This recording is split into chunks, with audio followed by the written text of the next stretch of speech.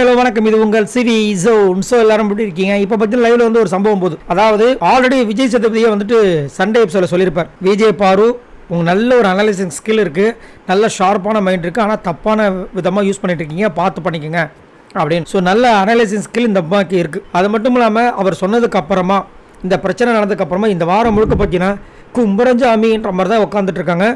நல்ல ஆக்டிவாக இருக்காங்க. அந்த கேரக்டருக்கு ஏற்ற மாதிரி பண்ணுறாங்க. நிறைய பேர் கலாச்சாரம் அதை வந்து இது பண்ணுறது கிடையாது. நல்லா இருக்குது, நல்ல இம்ப்ரூவ்மெண்ட் அப்படி தான் சொல்லி ஆகணும்.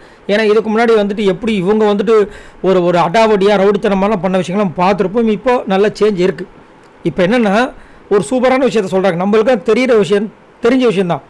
என்னென்னா இப்போ வயல்காடு என்ட்ரில் 4 பேர் வந்தாங்க. அதில் ஒருத்தர் பார்த்தீங்கன்னா அமித் பார்கவ் சம்மந்தமே இல்லை, சூப்பராக பண்ணுறாரு. மற்றவங்க எல்லாமே வெஞ்சன்ஸ் தான். இதில் என்னென்னா இவங்க எப்படி இவ்வளவு ஒரு ஆட்டிடியூடாக இருக்காங்க, இவ்வளோ தைரியமாக திமுறாக பண்ணுறாங்க அப்படின்னா இவங்களுக்கு வர சப்போர்ட், அந்த சப்போர்ட் யார் யார் கொடுக்குறா அப்படின்னா பச்சையாக தெரியும். இந்த 3 பேருக்கு சப்போர்ட் பண்ணுறவங்க யாருன்னா ஃபஸ்ட்டு எஃப்ஜே. நல்லா நோட் பண்ணி பாருங்கள். அவங்க வந்ததுலேருந்து கனியாக்கா பக்கம் போகிறதே கிடையாது. அவங்க வந்ததுலேருந்து கனி திரு பேர் மாறிடுச்சு. இவங்க என்னடான்னா அக்கா சாண்ட்ரா. எப்படி அந்த மாதிரி அவங்க சொல்கிறாங்க. எஃப்ஜே, கெமி, இந்த பிரவீன், அப்புறம் சம்டைம்ஸ் பார்த்தீங்கன்னா கனி, இவங்க எல்லாருமே பார்த்தீங்கன்னா பக்காவாக வந்துட்டு அவங்களுக்கு சிங் சக் போடுற ஆட்கள்ன்றத நம்ம எப்படி அனலைசிஸ் பண்ணுறோம் அப்படின்னா நம்மளுக்கு தெரியுது. 24/7 நம்ம வெளியே பார்க்கறதுனால தெரியும், அவங்களால பார்க்க முடியாது. பட் இருந்தாலும் யாருமே பண்ணாத விஷயங்களை இவங்க பண்ணுறாங்க பாரு. இதனால தான் வந்து நிறைய பேருக்கு வந்து விஜய் பார்வதியோட இந்த விஷயங்கள் பிடிக்குது. அதை வந்து திஷார் கிட்ட சொல்கிறாங்க. அதனால் நீயும் பார்த்து இது பண்ணிக்கோ. ஆனால் இவங்களுக்கு நியூட்ரலாக இருக்கிறது யாருன்னா விக்ரம். இதையும் நீ பார்த்துருப்ப. ஏன்னா இந்த பக்கமும் அடிப்பான், அந்த பக்கமும் அடிப்பான். அதையும் நீ நோட் பண்ணாவே உனக்கு தெரியும்.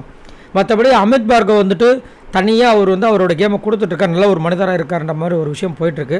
ஸோ நீங்கள் உங்களோட கருத்தை சொல்லுங்கள்.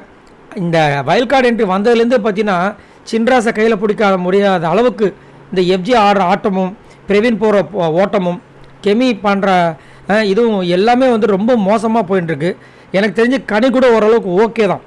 மற்றபடி ஆனால் இவங்கெல்லாம் பண்ணுற வேலை பார்த்தீங்கன்னா விட்டால் வந்து காலை, அதாவது உட்கார வச்சு காலில் தண்ணி ஊற்றி கழுவி விடுவாங்க போல இருக்கு. அந்த அளவுக்கு வந்து பண்ணுறாங்க இவங்க பண்ணுற வேலைகள். சரி, இதை பற்றி என்ன நினைக்கிறீங்க? மறக்காம கமெண்ட்ஸ் பண்ணுங்கள். பாய் நண்பர்களே.